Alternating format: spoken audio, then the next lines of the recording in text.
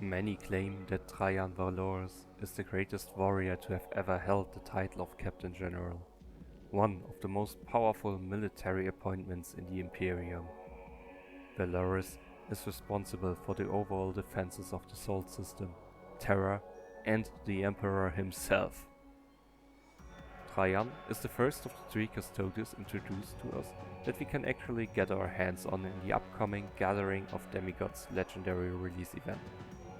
If you want to learn more about that event and what teams you can use there, depending on when you watch this video, you can do so here. Should you want to support me in game, you can do so by using my referral code BET60EDU and get 100 Blackstone for yourself by doing so. Also, if you like my videos, I would really appreciate if you subscribe to my channel. Since Trajann is a legendary character, I compared his stats on legendary 3-star and gold 1 compared to the epic 1-star I normally do. There, he has 2669 health, which is respectable rank 23 out of 94 characters in game now. For context, that's just below Ascor or the Winged Prime, but a little better than Kalgar or Titus. His armor is even better in the grand scheme of things at rank 18 with 667 armor. That is just behind Revas or Jäger. His damage of 293 is only rank 85, which seems really bad at a first glance. It's piercing damage, so you will ignore some armor, but for context, he shares the same damage stat and type with Haken and Dante, who both have 1 hit more though. In his favor, he's got the Martial Kata trait, which buffs his considerable defenses even more by decreasing the enemy damage of normal attacks by 20%, and will double his damage against summons. He's also resilient and can equip a block item, further helping his defenses. On the offensive side, Crushing Strike helps a bit by increasing his damage by 50% with normal attacks when he didn't move. With his move 3, he won't go that far anyways. It's an okay stat, but he will feel most at home in the midst of battle, where he survives a lot of attacks and can hit enemies with crushing attacks. With a crit equipment item, he at least has a chance of increasing his damage further. The normal attacks in Crushing Strike hurts a bit though, as it, of course, doesn't apply to his active, Moment Shackle. At level 35, it doesn't only heal him for 1924 health, which is around 3/4, but also increases his block chance and the block damage. He also becomes a mini Angrax. Dealing 2 times 1026 to 1283 bolter damage to each enemy that moves from a hex adjacent to him. That's a hefty amount, really making an enemy think twice before disengaging. The included block chance scales from 15 at minimum level to 20% from level 36 on. The hits stay the same at any level. While his ability might be a game changer in the turn he uses it, and can bring him back from the brink of death, enemies don't tend to run away that much in most game modes.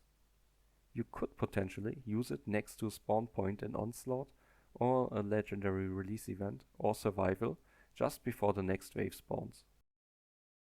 While his ability says melee, you don't need to target anyone, so could just stand there and kill a whole wave when it spawns in, provided you get there in time. You can see an example on screen right now. Well, with that many spawn points, it's of course up to luck if the enemies will even spawn there. I still like the idea. Look, he even uses the animation he'll use on the character screen. With normal attacks, he whacks enemies with his X-Blade, which is definitely sensible. Well, I think Trajann is neither meant as a defensive unit like Azov, nor an offensive one like Karjan, but rather a buff character. His passive, Legendary Commander, will increase damage against any enemy adjacent to a character that used an active ability that turn. This is mighty.